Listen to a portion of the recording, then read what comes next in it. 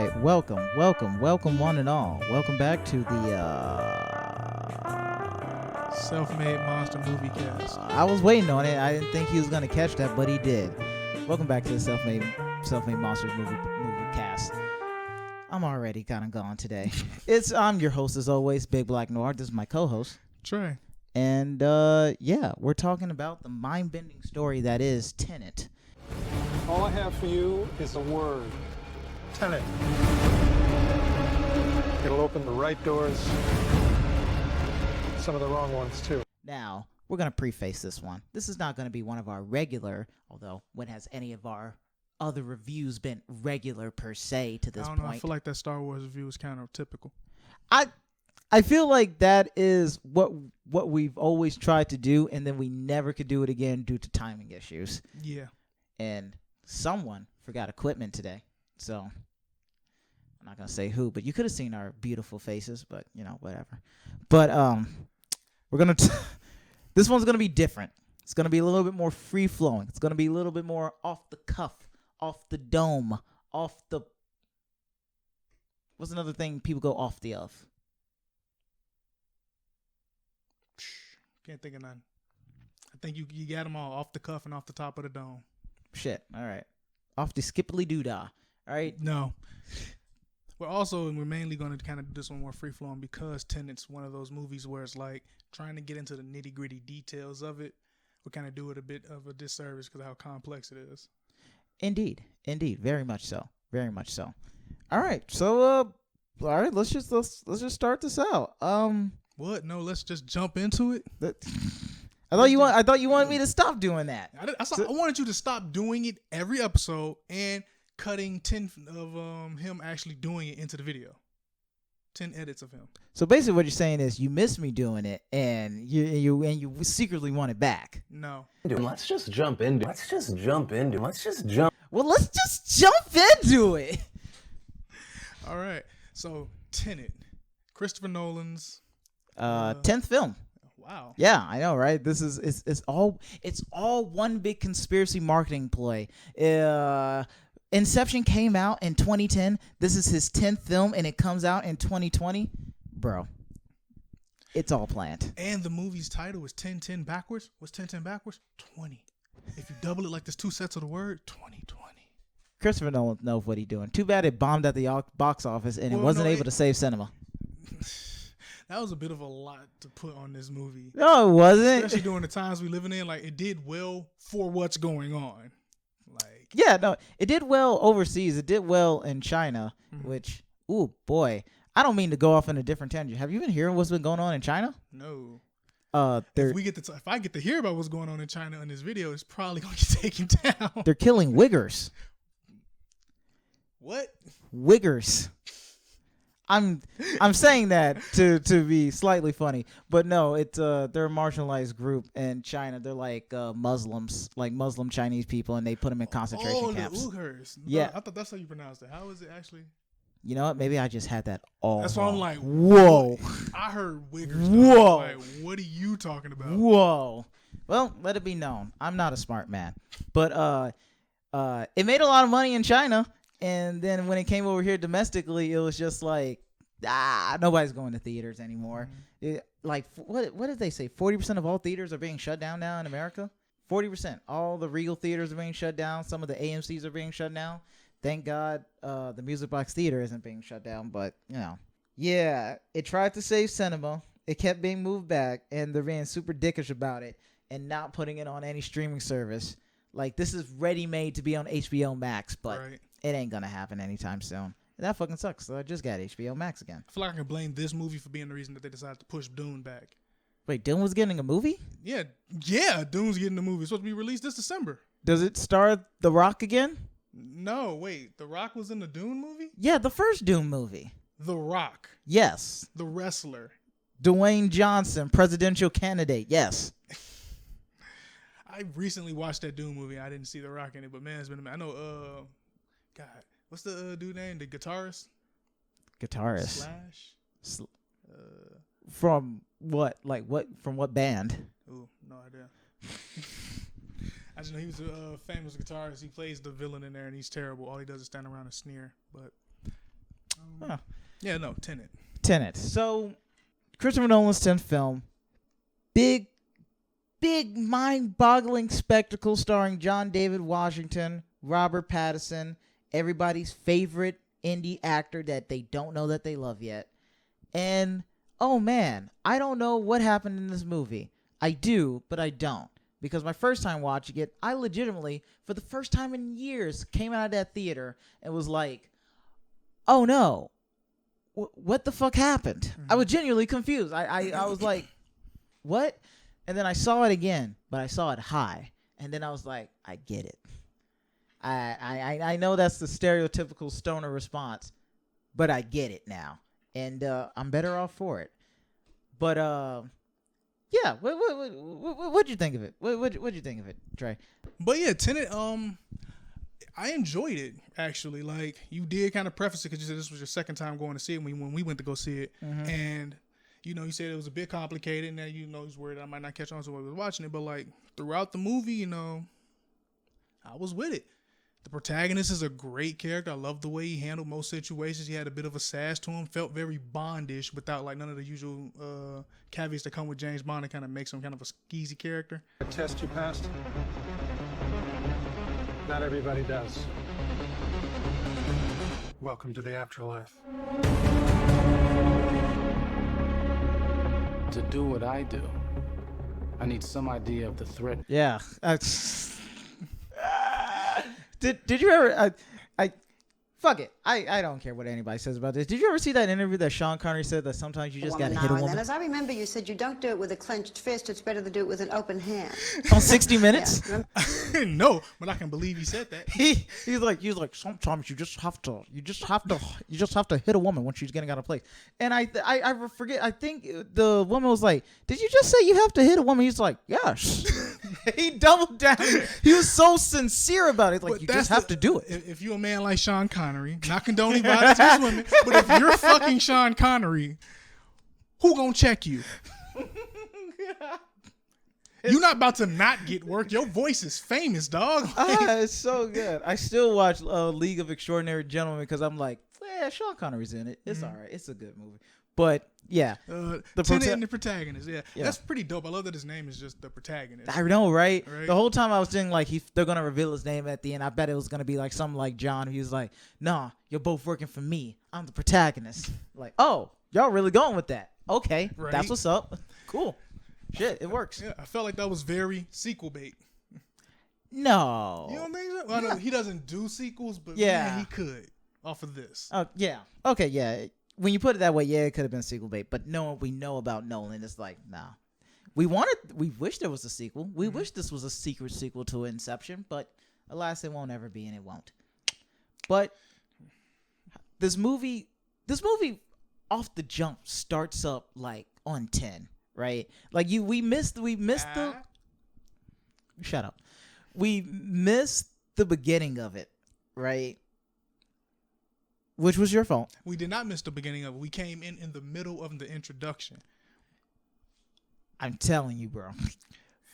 This ain't Star Wars. We ain't got to see the roll and opening no, credits. So the part that you missed, the miss? first 5 minutes, it starts up with the music already going, and they're just getting into their like suits and everything, and you go like, what the fuck is going on? And they all start like lining up on the side, and Aaron's about to go into like the big theater thing to try and save this like people from the opera house.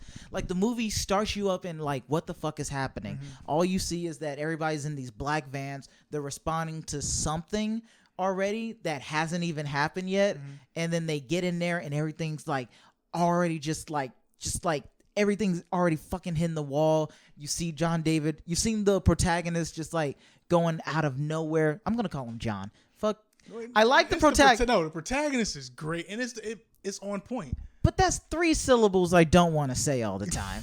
I want to say John. We know his name is John. It's John. So you see John just like starting hauling ass through the thing, and you hear him say like, "We live in a twilight world. There's no friends at dusk." You're like, whoa, secret words and everything. I like how this movie just doesn't explain anything to you. No. This movie is like This movie is like, this world is real. These characters are real. We don't need to explain it because we already know what the fuck is going on. And like, yeah, that was that whole movie. Like everybody talking at each other and leaving you, the audience, completely out of the blue for it. Well, it's not really out of the blue. It's on your ability to pick up on context. Yeah, true. Like the movie legit tries to go, we're gonna respect your intelligence. You better pay attention. Like that's the movie off jump. Yes. It was great. Yeah. It was so good. So it goes in from the opera house scene. That's when we get to him getting captured, right? He gets apparently when they get to the car and he actually extracts the person he's supposed to.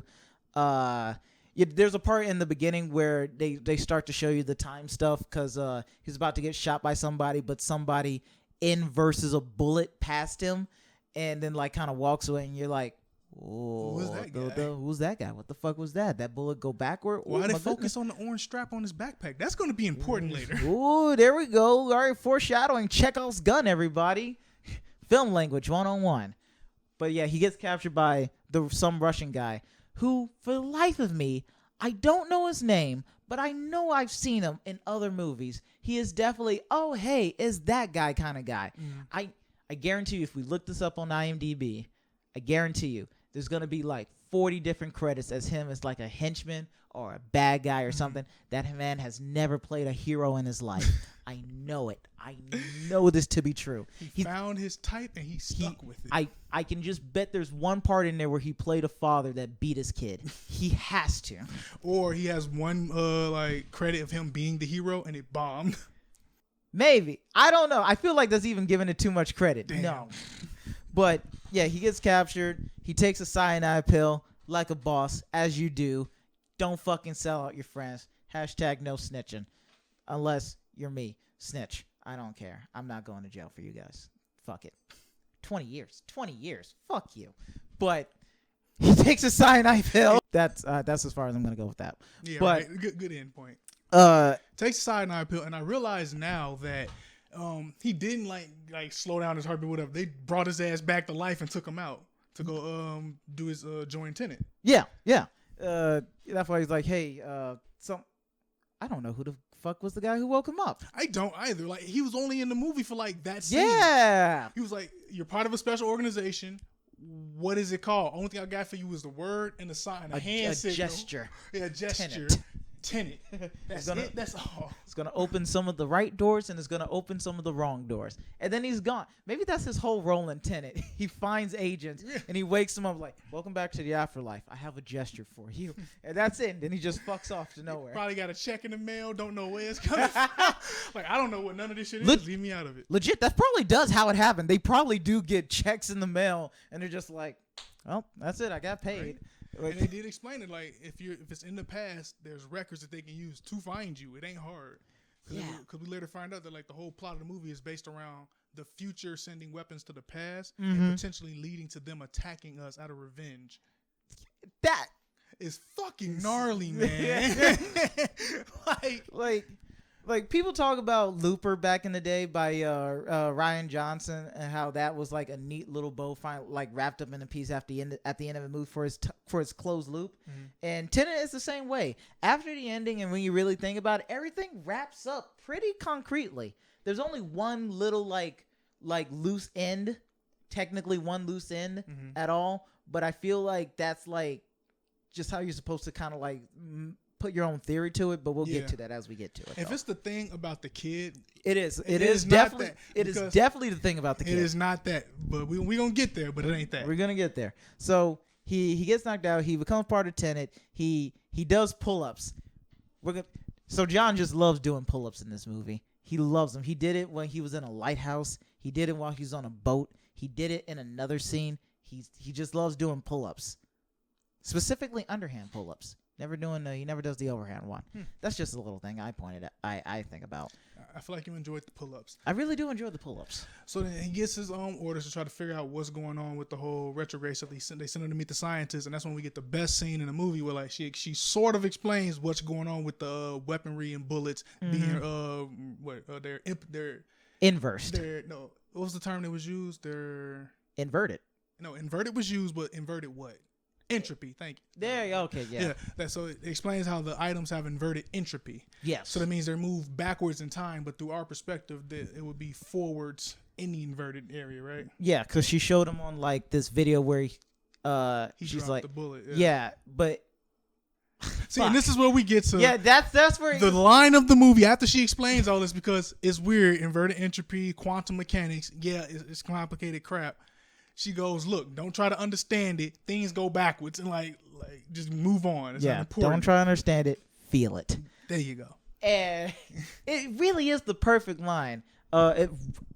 Guys, when I tell you that is the best line in a context of a movie I've ever heard in a long time, bro. Like, the first time I watched this movie, I just remember that from the trailer. I was like, oh, okay, whatever. But the second time I saw it, I was like, oh, that's important. Okay. And I finally leaned back in my seat. I'm like, all right, let's just feel this rap. That's also when it started to kick in a little bit when I started to get high. That's when it started to kick in. But perfect timing. Perfect time. But he goes through all that gnarly stuff. He has to go and talk to an Indian arms dealer, and that's when he meets up with our boy Neil. Fucking Neil. Robert Pattinson. Can we just talk about for a moment the redemption of Robert Pattinson for a second? So everybody has always been on my case because I was that one kid who liked Twilight. I don't care what any of you say. I like melodramatic bullshit, and New Moon fucking makes me live. All right? She jumps off a cliff to see her dead boyfriend. Fucking Victorian classic right there. But the point is, Robert Pattinson is actually a great actor. And after Twilight was done, he was just like, I don't want to do any of these things anymore. I can't really do a British accent. I don't want to do any of these things anymore. I want to do these small indie little projects.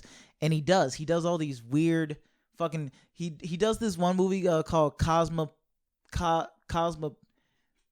I don't know. It's something. I want to say Cosmopolitan so bad, but it's not. But the point is, he stays in a limo and he works in this limo. He lives his life in this limo, and then shit goes insane. And he's like, I need to get a haircut. And that's it. It's fucking wild. It's fucking stupid, but it's fucking good. He does that. You know, he does The Rover. He does The Lighthouse with Robert Eggers and William Dafoe. Great movie. Have you seen The Lighthouse? I have not, but I've seen that snippet of them like arguing, which is pretty dope. You showed me that. It was really good. I need to check it out. I downloaded it. I just never checked it out. Good movie. Really good movie. Wasn't Robert Pattinson like low key trash in Twilight during his like tenure?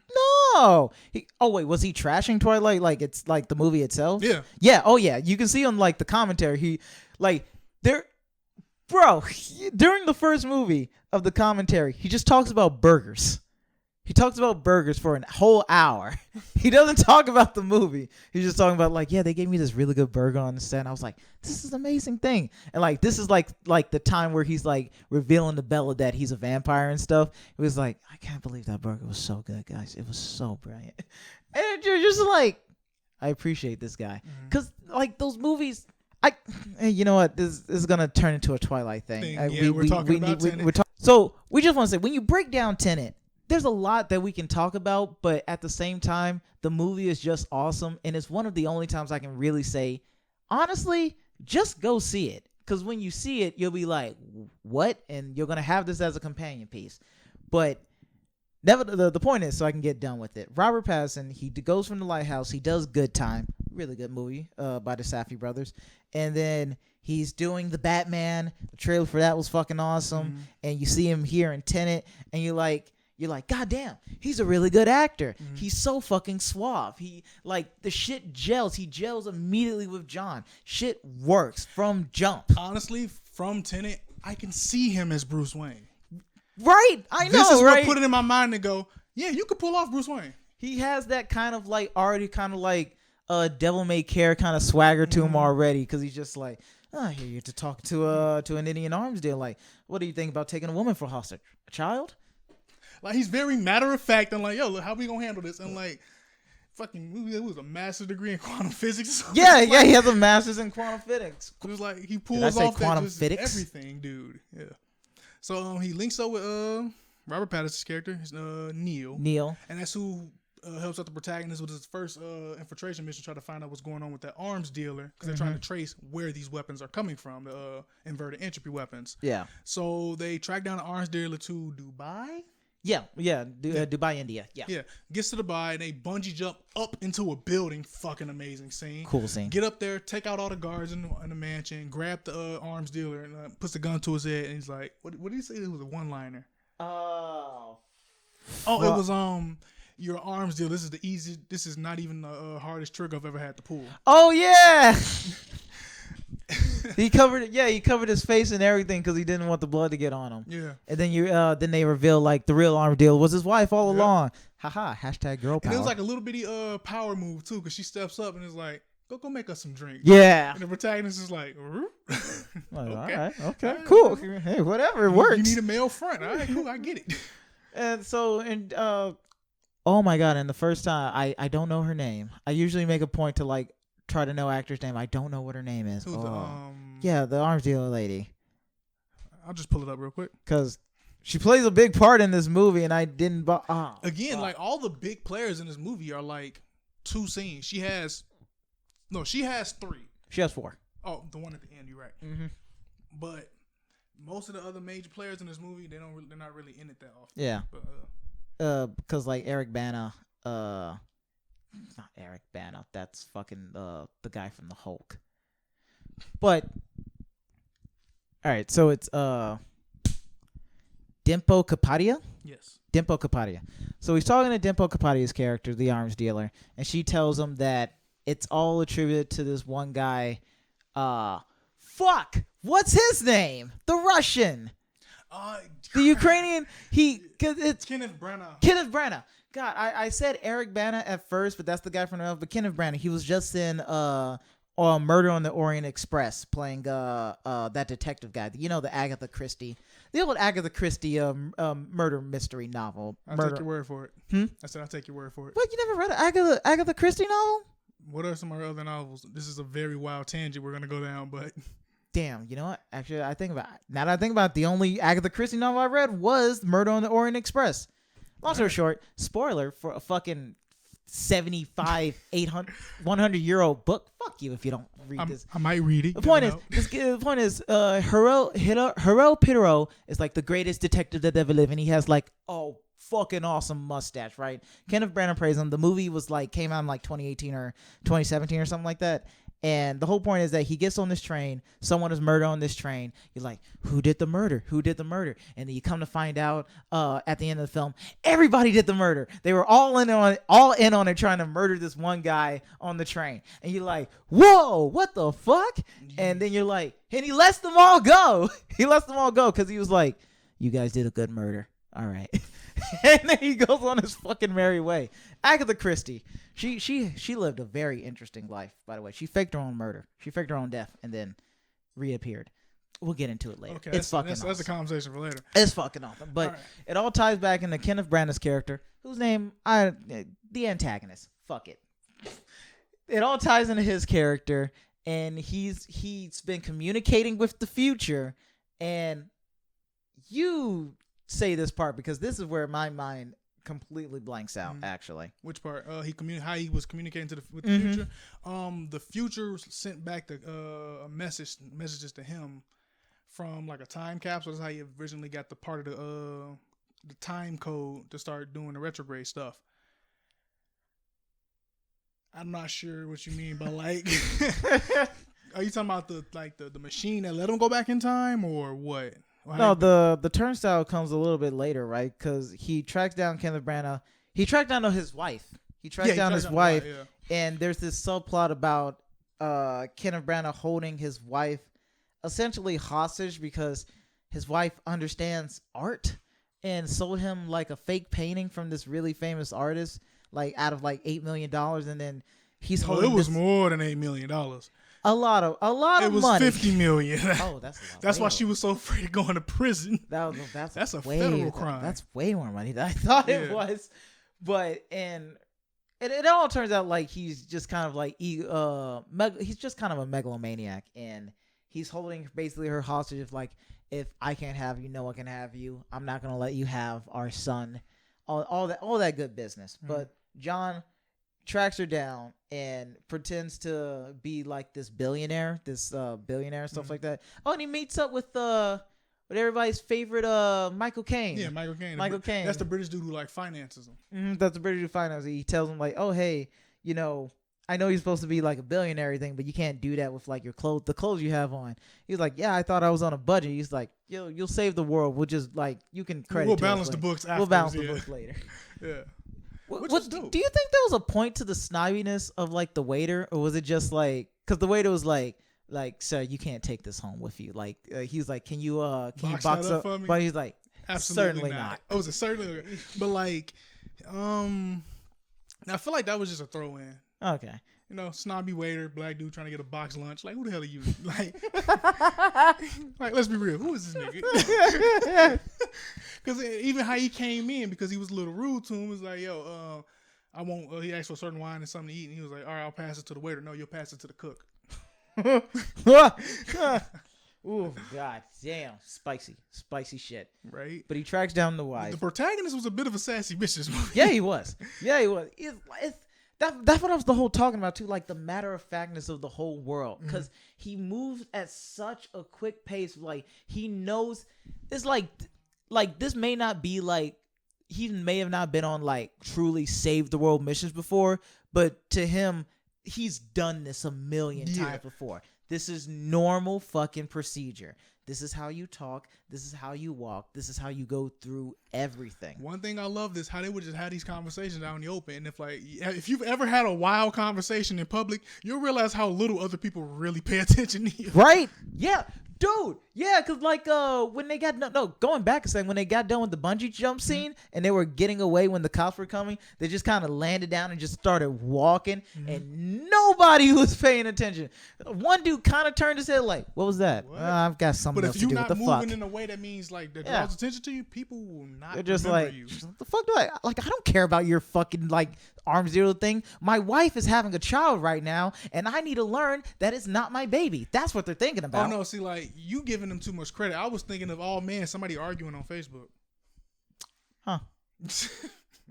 Shit, that really puts it into perspective. Man. Social media is killing us, everybody. Subscribe to the YouTube channel, by the way. That's not social media. Like Reddit. But so they I lost my train of thought here. We were talking about how the protagonist is very efficient, and this is right after they got away from the Dubai mission. Right, and he tracks down the wife. Yeah, and he invites her out to dinner, tell her like, hey, I can help you with this whole painting situation. She's like, you can't help me. You can't help me at all. By the way, dude, John David Washington is short. He's like 5'8". Damn.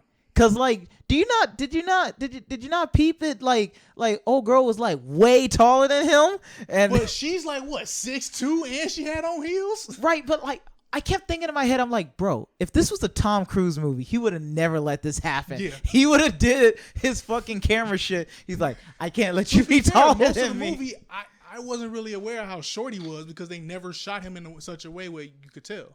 No, I swear to God, until it was with old girl, because he had to be close to her in a way where you couldn't shoot it any other way and fuck around with it. He never looked short to me until that moment. I just thought she was like she what 6'3", and she put on some heels. Okay, she was tall.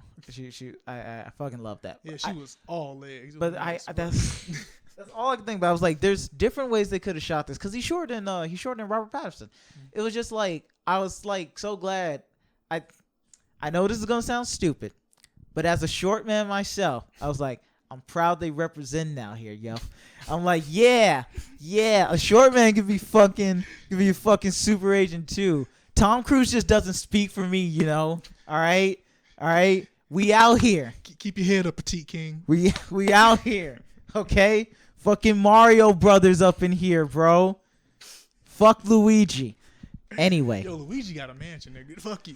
He has a haunted mansion. He don't even. Man, bitches love ghosts. bitches love cannons. So he gets with he gets with the wife. The wife's like, "There's nothing you can do to help me." Yeah, and then that's go out when on dinner and whatnot. That's when the goons. That's when Kenneth Branagh's goons start coming in, and She's like, he gives her a nice quick peck on the cheek, and as she's being led out, she's like, all right, I want to go now. And the guy's like, no, you need to see what happens to this man. And the protagonist like, I thought it was, he wants you to watch. yeah, he wants you to watch. And the protagonist like, what did he say? He said some cool ass one liner when he was like going to the kitchen to follow her, and they were all chasing after her, and he just starts fucking manhandling these people, just like dispatching them. It was like surgical. How Yes. he took down each one. And I like how, like, when they brought him in, it was like, all right, turn around, whatever. And he just immediately, all right, cool. Play with. Stole off the first dude, smacked the other one, kicked one into the refrigerator. Kicked one into the refrigerator, and there was one where he was just like punching them over and over again. No, before, remember, what was he punching them with? A cheese grater. Because like dude, the biggest one in the squad runs up on him. He ducks it, picks up the cheese grater, smacks his fist. They look at each other, and he just smacks them 2 times on the head and just starts punching them with it. Oh, like and it was just this really cool scene that culminates with like the guy, the girl, like she's with this guy and they're about to drive, and he's like, he wants you to watch, and then they see the protagonist come out triumphant. He didn't come out. He kicked one of them out, and then he walked out. Yeah, triumphantly, and then that's when he drove like, and you're like, hey, you got somebody special here. Hey, he's the one. It's that nigga. It's that nigga. But when they talk about that nigga, they mean this nigga. And so we move forward, right? And my brain has lost it. What the fuck happens after that? That's when we get the airport scene. Because they wanted to steal the painting so that he can take away the husband's leverage over the wife, and he could use her to get close to him. Right. There it is. Yes. So there's a vault in the airport. I don't remember which one. Freeport.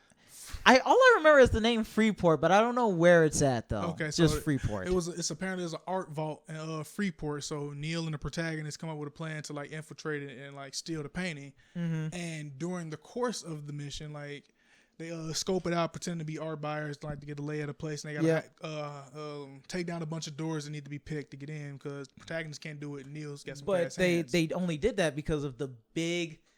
From what I can see, was like the reason why there was this movie had a $205 million budget.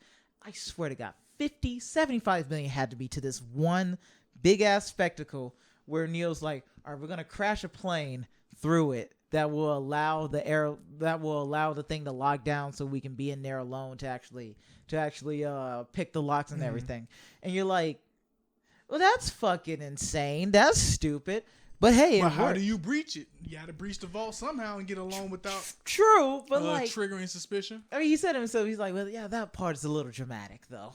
And yeah, they just crash a whole fucking plane. They didn't. They bring in a team to hijack the plane, crash it. Is it really a team? They brought in one other person. No, wasn't it 2 dudes? It was the whole ground crew who did the luggage. No. There was only one other dude. It's Neil, the guy, the Indian guy he brought in. Am I racist? I just feel like he was. I'm pretty sure he was a Middle Eastern. Okay. I don't want to make sure that was me because I'm like. No, you can just look it up if you feel bad later. Okay. I'll edit this out if you want. No. I'm all for people knowing my flaws. Free the people. Free the nipple. Not the same thing. I mean, actually, it's kind of relevant because Cardi B posted her nipples on Twitter, and Twitter lost their fucking mind. Hey!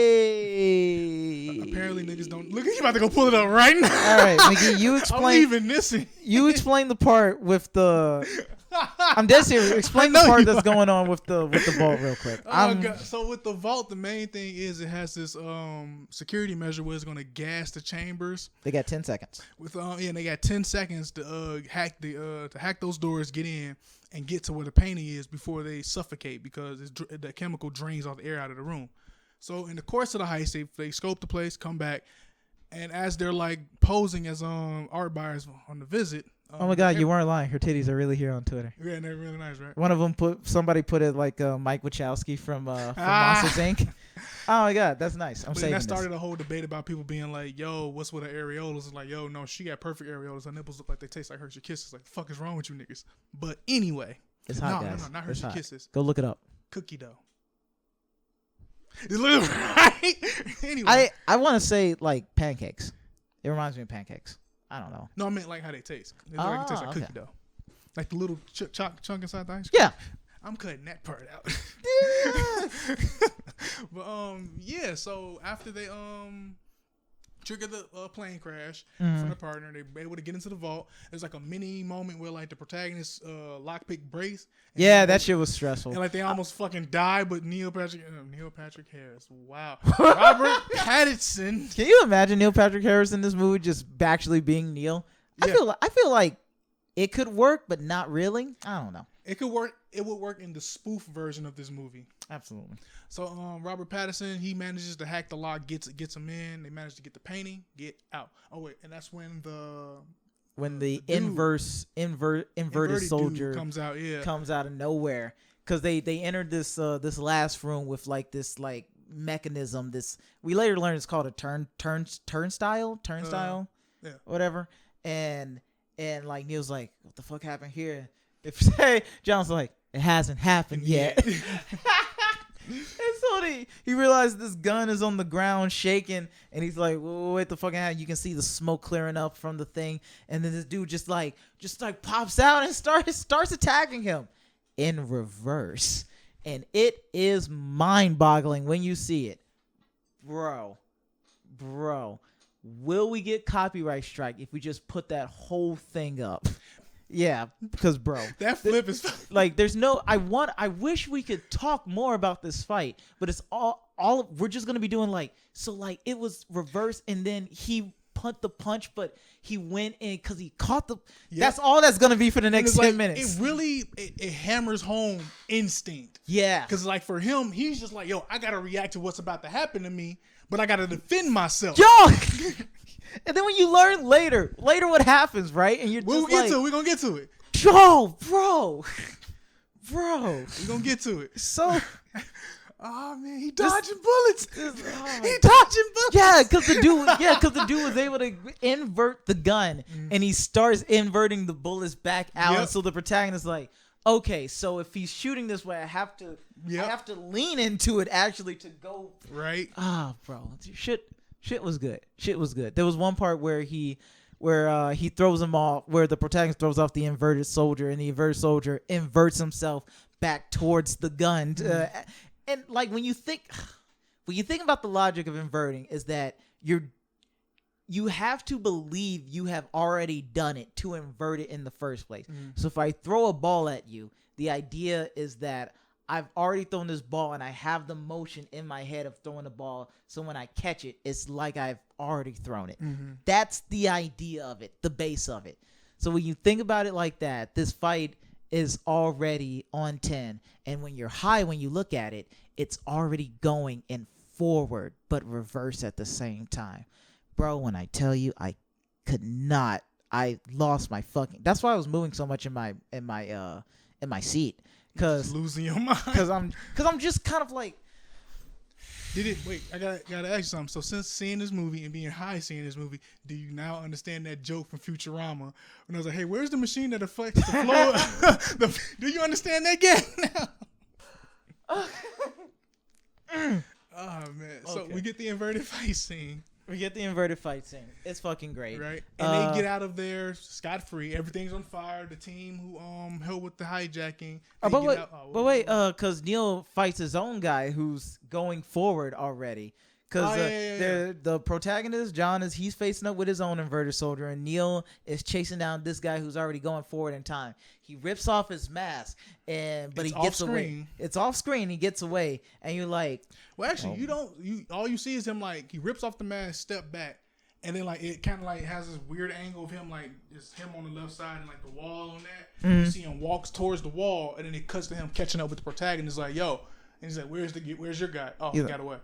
No, he said I took care of it. Oh yeah, okay. And it's just like kind of suspicious a little bit. Like, what do you mean you took care of it? Like in a lot of ways, I feel like Tenet does certain things for the audience because I feel like in another Christopher Nolan. Oh, I was gonna say David Cage. You were talking about that shit earlier. I was gonna say David Cage. I'm like, nope, not the same.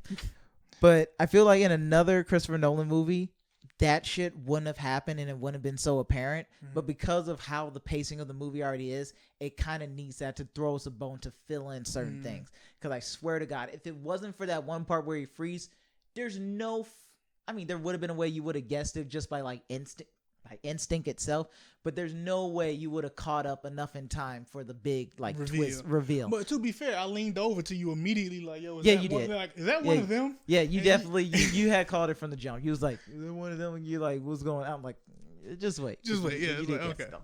But yeah, John like starts talking to his inverted guy. He's like, who sent you? And the guy inverts outside of the vault thing, and then the plane blows up. Wait, before that, the protagonist was about to shoot him. Yeah, and Neil he was. Stops him. Yeah, he did. Neil was like, "Yo, wait, hold up. We need him for what?" And he gets sucked out. Yeah, like we need him to like understand where he came from or something. And John was like, "You're right. That's probably a smart move. You're We're right." not sus yet. We're not gonna space you yet. There's nothing sus about this yet. But no, like from at that point in the movie, I was like, it was either going with that first theory or Neil kind of sus, yo. He followed me to electrical. Have you actually played Among Us? Yes, I have it on my phone right now. Oh we my can God. play after this if you want. Oh my god, Get a Among quick- Us is so fucking weird. Like, I only played it like 1 or 2 times because I tried to play on my phone and it's not the best experience. But I just never forgot this point where I saw this dude kill somebody, and I was like, all right, well, reporting a dead body. And the first thing out of his mouth, he was like, Red did it. Red did it right there. I'm like, no, he did it. He's like, I don't know, guys. Black said something first. What the fuck are you guys talking about? I'm the one who reported the body. It is so easy to get people killed in that game. Like, I have been killed saying nothing. God damn. I was walking down the lights. The powers had been the power had been cut down, so the lights were off. I'm walking around. Apparently, I walked past 3 bodies, and then somebody like came to electrical and saw that I had walked past because I was trying to fix the problem. Yo, Orange didn't report the bodies. Well, Excuse that me. is pretty sus. And if I saw you walk past those 3 bodies, I'm like, well, wait a fucking moment. But the one thing that's Yeah. the funniest to me though is if you're in the imposter, you can meme your way out of getting vented. I mean, getting space. Because I done been like, it was like, hey man, where were you? I couldn't have did. I was too busy in the vents. And I saw that post. It wasn't him. And I done killed like 6 motherfuckers. Like, Oh my god. But we're moving on. After that, they accomplished their mission. They never got the painting, did they? they did get the painting. Oh, they did get the painting. But it was a triple cross because John got it. And then he gave it to the Russian dude. And the Russian dude showed her. Yeah. Okay. Yeah. Because he wanted to get close to the Russian. That's what made the Russian dude want to bring him in on a deal. Mm-hmm. And after that, right after that though, he starts to explain to Neil like, hey, Neil's like, well, I think I've seen too much. I just saw people going back in time and shit. And the protagonist's like, yeah, we're gonna have to probably kill you after this mission. So, but you can't be trusted. And the shit they said that so casually. Neil's like, yeah, this is all part of the job. I understand. Yep. It's whatever. I I mean, it's after the mission, right? Yeah, you're cool for right now as long as you're helping us. Yeah. He's like, who decides that? He's like, hopefully it's me. I'm gonna decide that.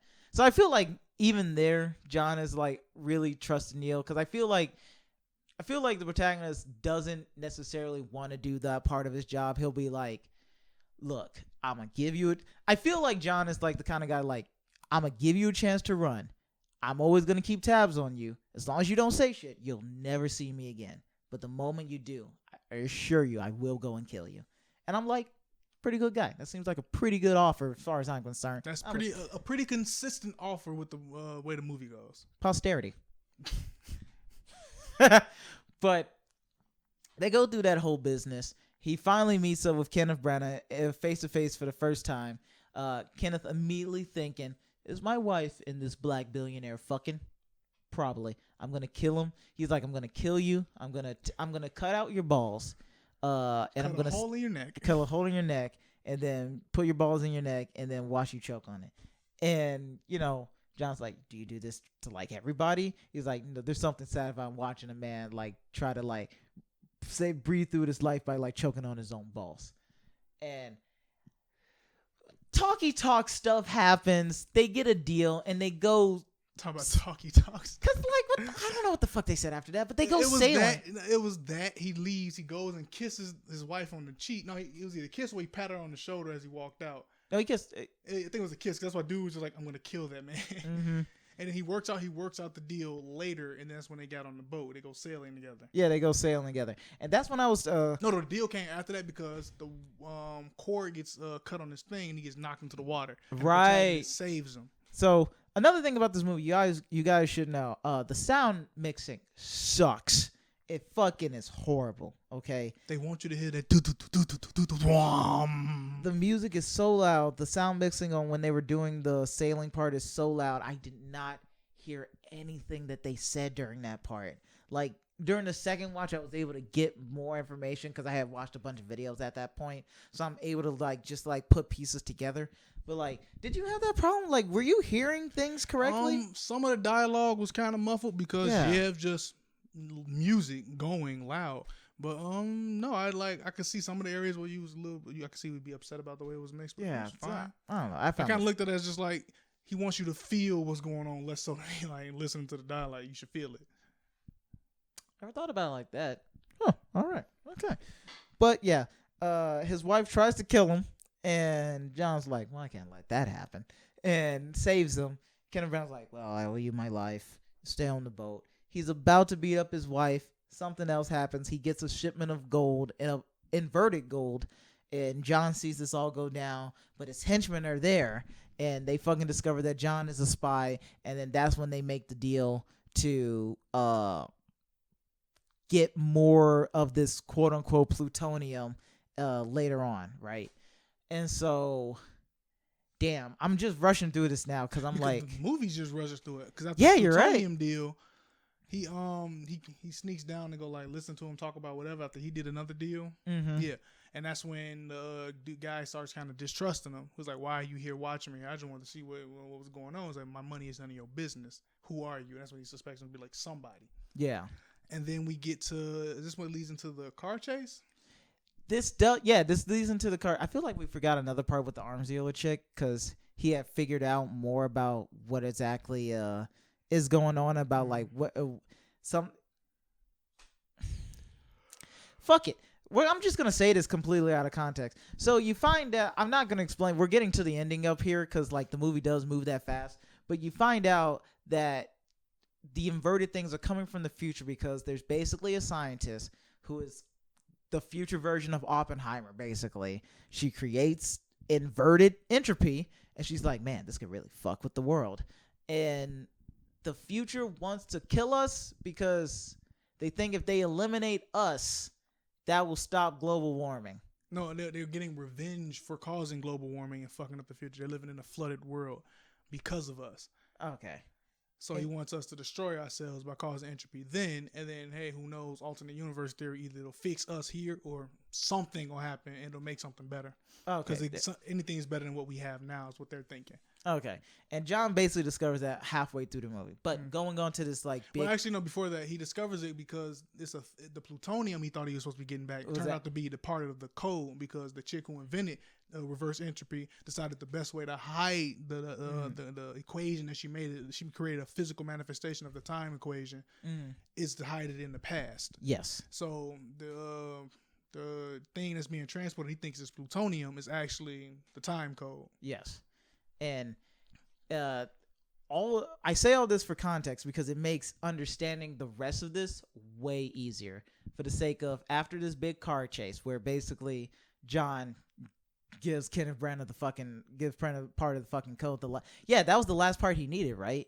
And you learn this is how this whole big kind of time loop really starts and from more or less from here.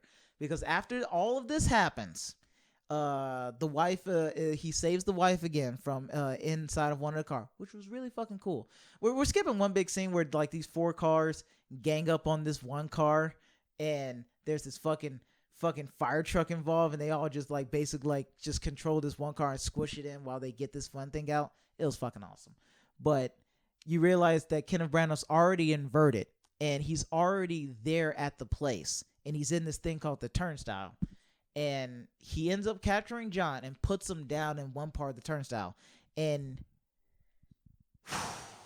if you can explain this better than me, Trey, this would be helpful. You talking about the way he tortured old girl? Yeah, well, not how he tortured, but how he was getting the information from John, and how John basically gave up that I gave you a fake in the first place, and the real thing was here in the glove compartment the whole time. Because I'm not sure, because I remember it was like he shot old girl and threatened to shoot her in the head.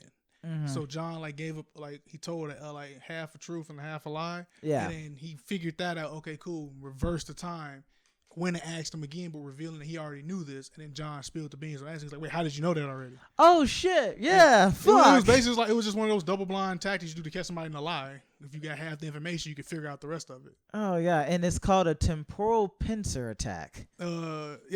Yeah. When you use the retrograde to figure out what's going to happen, and then do it again but better, and take them from the front. And that's what and I love that, because during the initial chase scene before he gets captured, there was that car in the road, and it's like, where the fuck this flip car come from? Bro, yeah. And after old girl gets shot, and John's like, I gotta save her, right? And so, and this is where the movie, and this is where man, it really kicks in for me, because I got peak high. That's when the movie really started going. And so he basically inverts himself. He becomes the inverted to go into the past to get to that certain point to see where he had gone wrong and to see if he can stop the exchange happening. And that's when you start to really understand how inverted time works for like you as a person, that you're going forward, but everything you're doing is in reverse at the same time. Well, from your perspective, you're going forward, but to anyone who were to view you outside of the inverted time, you're going in reverse, because you're instinctually going where you were supposed to. Like she was saying, like the wind at your back is actually the wind at your front. Yeah. So I like how they kind of shot it, because once he comes out the building after being inverted, he has like the gas mask on, because you can't breathe inverted air. Yeah, because the molecules are inverted. Like that makes sense. Hot is cold, cold is hot. Wet is dry, whatever. He gets in the car, and like for the first few seconds, he can't drive it. He's swerving. It's like, well, this dude is special agent. He should know how to drive a car blindfolded at this point. Yeah. But it's like, oh wait, because the turning is inverted. And I was like, fucking like when he was like avoiding people on the thing, and in your head you're trying to figure out how they're looking at that, and they're like, what? It's the same way. That's why you gotta love the James Christopher Nolan. The scene before that, that's why we saw the car chase with the inverted cars in it. And it's like it looked uncanny, because you can't drive that well driving backwards unless you're some kind of pro. Yeah, that shit was wild. And you find out he's the one who was in that flip car and everything. He surprises Kenneth Branagh, because he was like, what the fuck, you're here? And it's so good. But then you realize he's the one, he accidentally gave him the last part of the artifact. And Kenneth Branagh blows up the car. But due to the fact that it's inverted, he gets frozen, and he's the first case of getting blown into hypothermia. Bro. Which is dope. One thing I did like about the chase was the way they kind of like prepped you for the cars showing them, because that would have been a bit much, was they were watching their comms and was like, wait, what is that they're speaking? And it was like, I don't know. Don't you speak Ukrainian? Yeah, don't you speak this? It's something else. It's like a super specific Ukrainian like language or something like that. But no, like, it wasn't. It was in reverse. Yeah, he's like, don't you speak this? Like, yeah, but it's in reverse. Yeah. He's like, oh. But that's when slightly before the chase happens, he figures out that Neil has not been telling the entire truth about everything, that he knows more than he lets on. But Neil's like, hey, I'm still on your side, but I couldn't just tell you all this shit was happening at this point. Right. Your ignorance was our strength. Yeah. And he's like, lying, it's normal protocol. And so this leads into like the best part, where they like, all right, we have to save her. And like, how are we going to save her? We're going to go all the way back, invert her injury all the way back before the beginning, right? Which means they need to go to another turnstile. Where's another turnstile? In Freeport. You all know what's happening here. The big reveal where they go to the airport where the scene of the incident happened, and John realizes, oh, okay, I have to go through the turnstile all over again, and with the body. So Neil goes on one side, John goes on one side, and you realize John is the inverted soldier the first time, and he ends up fighting his previous version. You see how he does it in his time, and you're like, shit still looks really fucking cool. Right. And then it's like, it makes it all, it just connects in like a perfect circle. It was like, oh, that's why he did that. Why was he flipping? It's just, man. And then he pops out on the other side on Neo. And then that's when Neo chases him down. And that's when you learn why Neo froze and everything. Because he saw John's face. So he sees his face, and John makes a connection like, oh. That explains a lot. That explains a lot. Okay. You can be trusted. Oh, fuck. And he throws him to him and everything. And he gets with Neo. He's like, hey, how come you didn't tell me that was me? And he was like, what did Neo say? Like, what already happened. Yeah. And he's like, huh, okay, cool. I was like, that shit's nice. That shit is Ponifieto. That shit is awesome. So What language was that? What language was that? I don't know, man, but it sounded right? We talked about this. No. Let me do my goofy shit. We're reaching the home stretch here of this mind-boggling, mind-bending tale. So they go like, okay, how do we end this? Because now Kenneth Branagh has the whole fucking thing. He's going to fucking blow up the world. So spoiler alert, unless you're like me and you don't care, which you're a cool dude. But if you're not, spoiler alert, fucking pussies. So yeah, big spoiler warning for you guys who haven't seen Tenet, because even though I guarantee you, even though it feels like we spoiled everything, we didn't spoil shit for you. The ending is the only part where it gets all super, super loopy, and then this is the real big kind of reveal thing. Mm-hmm. So, spoiler alert, you fucking pussies. So, and just a picture of you with the big circle X and like rolling your eyes. Anyway, so so they go like, Kenneth Branagh has the whole thing. So, oh my god, I honestly don't know why the fuck they were there. When the rest of the Tenet squad, Ives and everything, that was the people that helped out during the turnstile the first time. Why the fuck were in that big island? Why were they doing the temporal pincer?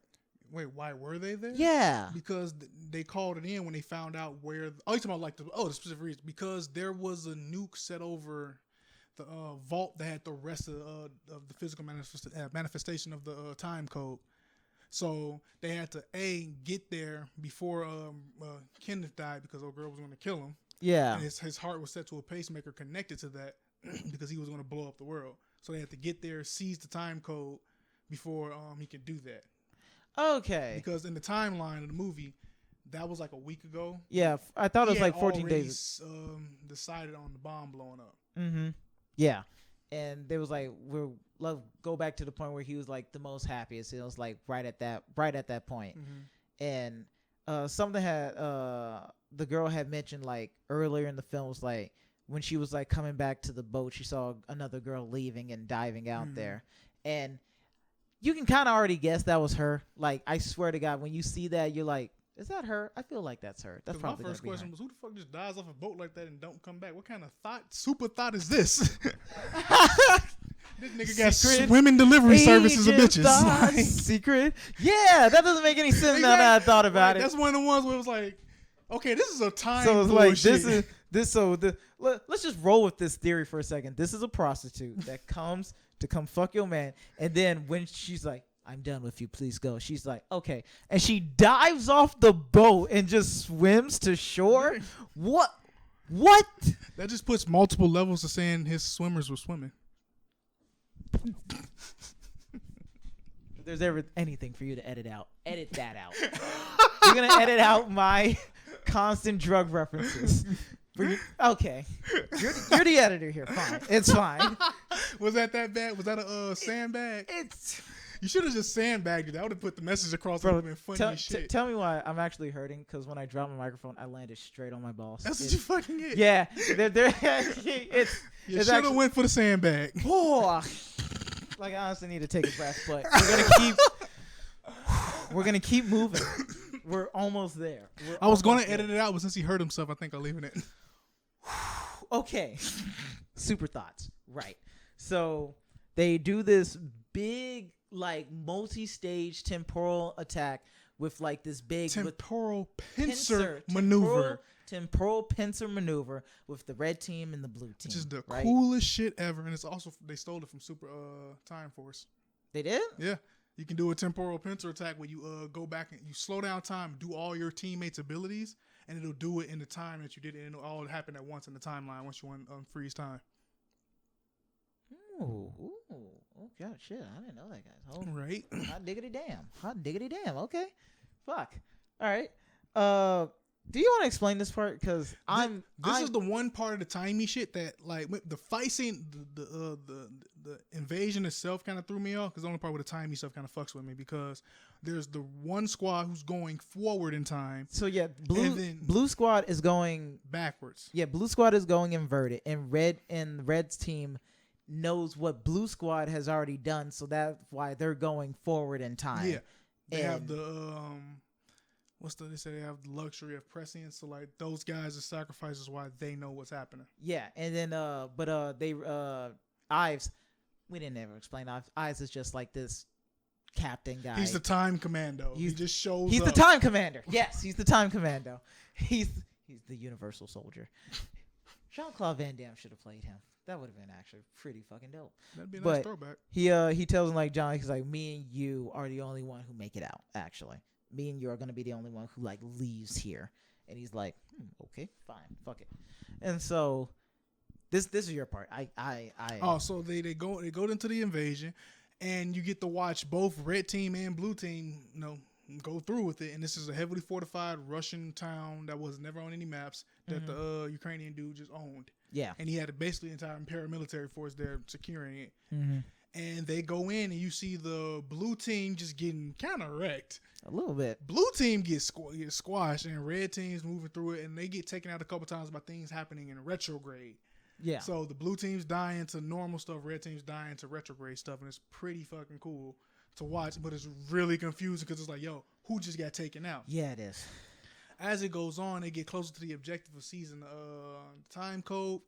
They get there, and eventually it's just the protagonist and Neil who make it in because it's protagonist and Ives. The protagonist and Ives, they make it in, and there's a body already down there, and there's a Ukrainian guy who's already in retrograde, setting up the time code to let that was Kenneth Branagh's main henchman guy. Yeah. So he's doing that, and they can't do anything to him because he's in retrograde, right? Yeah, because he's in retrograde and the door is locked. Yeah, but the thing is, why didn't he just put his gun through the hole in the gate and just shoot him?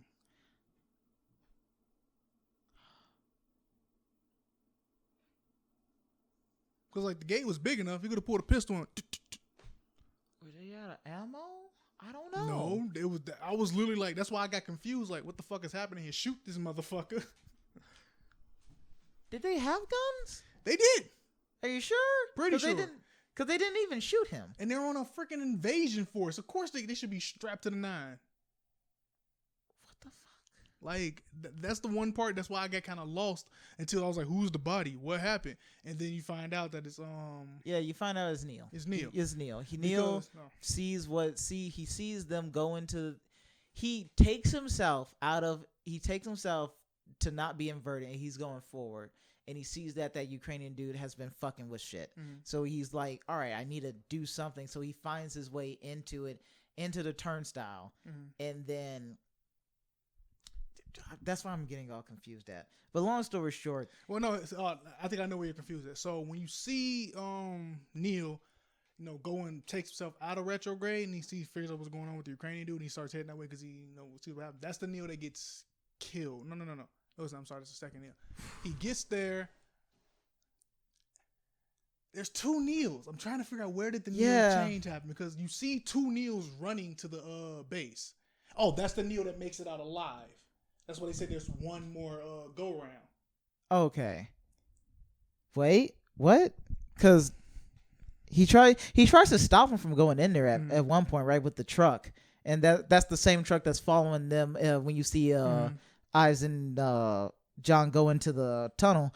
You see that there's a truck following, like honking after him. Yeah, it's 2 Neils, because this was the final version of the mission that the protagonist went on. Okay. So So the final version of it is the protagonist goes in, Neil gets shot in the head after opening the gate. Okay. Yeah. Protagonist sees that. There's already a body there. He goes in, takes dude out, gets the thing, and him and the other guy get out.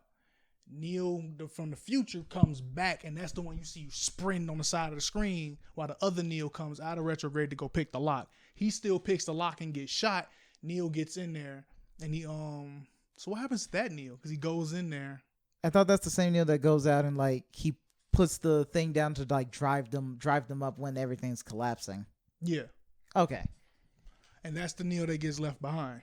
Yeah, that's the Neo that he stays behind. Yeah. He stays behind himself. So the way we just explained. Did he get double retrograded then? How does that work? No, because remember he's technically already retrograded. Period, because he inverted himself. So real quick, none of this is going to make any sense. He didn't invert himself. He went back in time. He went back in time. By the way, there's a good video by this guy called Heavy Spoilers. Watch that, because this is not going to make sense. Even when you watch it, it's not going to make sense. You're going to need a graph, everybody. You'll appreciate this later. It's wibbly wobbly, timey-wimey stuff. It's the reason Doctor Who don't try to explain this shit. Long story short, Kenneth Branagh ends up having a conversation with John. Emotional shit. You're old, sad, decrepit. You want to kill everybody because you're dying. Kenneth is like, yeah. That's it. Basically, yeah. I ain't gonna lie to you. And honestly, I love that they did this scene after we watched him brutally beat his wife and then torture her and shoot her twice. Because if they had shown us this earlier, I feel like we would have sympathized with him. Because he just seems like the dude who's like, he has all the power in the world, but the one thing he can't control is the woman he loves. And that's every man's nightmare. A woman you love and you can't control. Good luck with that, dog. Never thought about it like that. Shit. Yeah. But she kills him in the most funny way ever, See, because she puts sunscreen on his back, and then she's like, fuck it, I can't do this anymore. She kills him. He's like, ah, and then throws him off the fucking boat and like hits his head and everything. And that fucks up the plan. Does it? I thought. Yeah, because he had the pacemaker. That's why the bomb goes off and they have to get dragged out. Oh, yeah. And I think that's why the plan failed before. And that's where we get the one who went back in time. That's the one we find to see in the finale. He saw what happens. The protagonist and the commando get killed by the bomb because she decides to kill him. So he goes back in time to stop them from getting blown up when she kills him. So wait. So that must be mission 3. Oh. And that's why he had to go back one last time. That's the one that gets shot because that was mission 2. Mission 3 was the one where he goes in there and they can't get in because of the gate, and then everybody still dies. So it goes, okay, I have to go back one last time for the final mission, which is the one John just lived through, where he shows up, picks the lock, drags him out, and gets shot. Huh. So with all 4 of those missions, he doesn't. This is where his loop ends because this is it. Ah, that's depressing. Yeah. That's why I said this is the end of a very long and beautiful friendship. Okay, wait. Because we just skipped like the big emotional. We did the reveal, but we skipped the big emotional reveal. After Neil gets them out, Ives and them. Wait, what was Ives' whole thing? He was like gonna shoot them, but he was like, we're all gonna keep a separate piece now, and just like because basically whoever sees this code and knows about it can't leave this island. So they decide to split it. Yeah. Right. And then Neil goes, no, you take my half. I'm going to go do one more loop. And John's like, you've done this before and everything? He's like, yeah, this is the end to a pretty beautiful friendship. Like, we've met already? He's like, yeah, you're the one who hired me. And you're like, oh, shit. Mm-hmm. And then that's where he learns, oh, I'm the head of Tenet. Mm-hmm. I'm the protagonist. We're all working for me. Right. And he goes to go find the wife, because he gave her a number a while during an earlier part. Said, "Hey, for posterity's sake, keep this number. If anything happens to you, I'm gonna be there for you." Well, anything happens, if you think something's about to go wrong, call. Yeah, and sure enough, the arms dealer lady, she had promised early in the movie. We never mentioned it, but she had quote unquote promise, even though she said basically I'm lying, that I'll keep her safe. And she's like, all right, I'm gonna tie up this loose end and kill her. And then John's already in the back seat waiting, and he shot the hitman in the head, and I can't remember the final word. We got to edit that. And he's like, I had to realize you and me were just working for me. And she's like, fine, tie up the loose end. And he shoots her. And then finally you get to see the wife walk off with her son. And then the movie ends. And you're like, damn, bro. That shit was wild. Right. And then Travis Scott comes on. That's really it's called the plan. It's the Travis Scott song. Go like, cause I'm the protagonist. Yeah, cause I'm the protagonist. Like, I feel like he said that to almost everybody he took out when he was in Special Forces. I'm the protagonist. Woo, my lord. Yeah. What a movie. Great movie. Am I saying 10 out of 10? No. Am I saying it's better than The Dark Knight? No. What I am saying, though, is goddamn. Like, there's all this big discussion about, like, are theaters really worth it anymore, right? What's the point of going to a theater when I can just, like, get, like, a 75-inch TV and do it like that? But you really can't pay for that when you see something like Tenet, because, damn, seeing that kind of spectacle on the big screen is really fucking something else. It's pretty special. It's pretty fucking cool. And if we saw that in IMAX, whoa, I would have left the theater because that would have been too much for my high brain to comprehend at the moment. I would have been gone.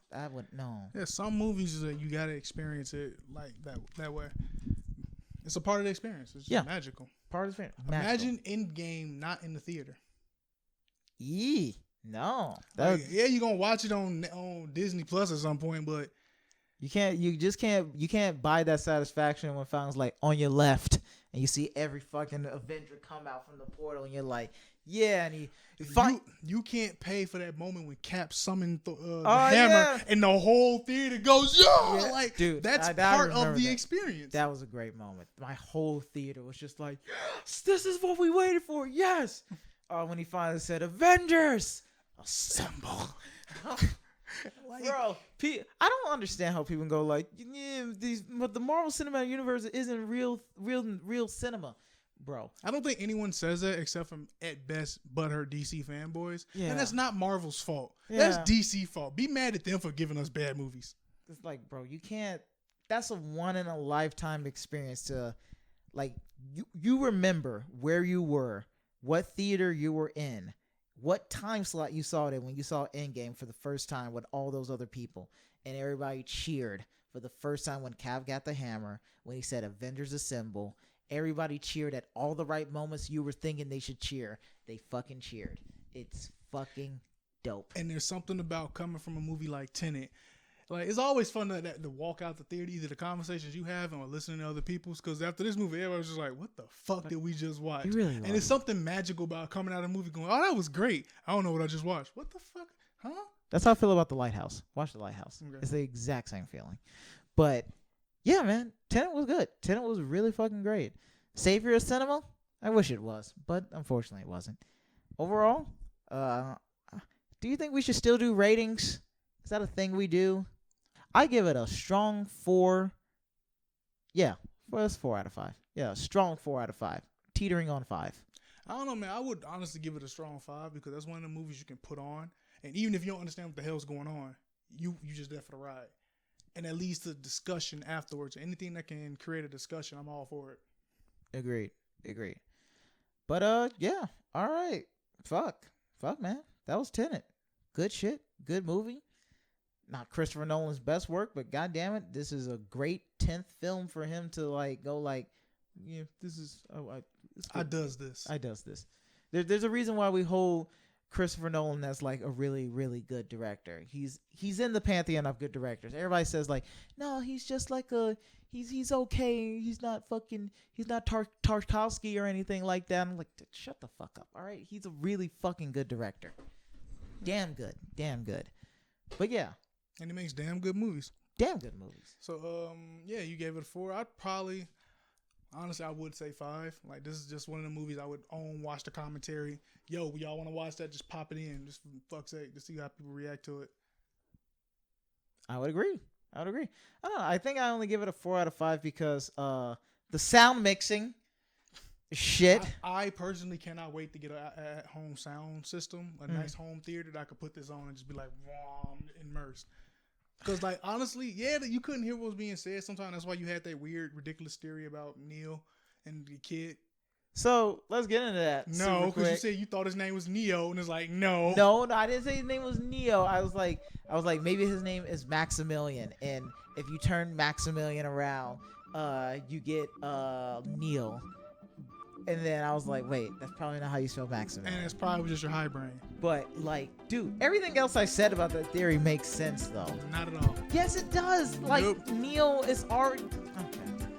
Nope. All right. What if the reason why Neo says at the beginning of the movie, like, would you take a kid or a woman for a hostage, because he knows? Okay.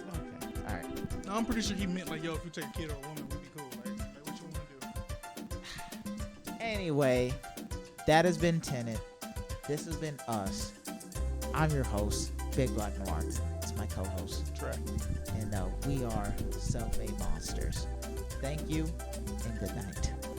What are we doing next? Death Note. Dun, dun, dun, dun, dun.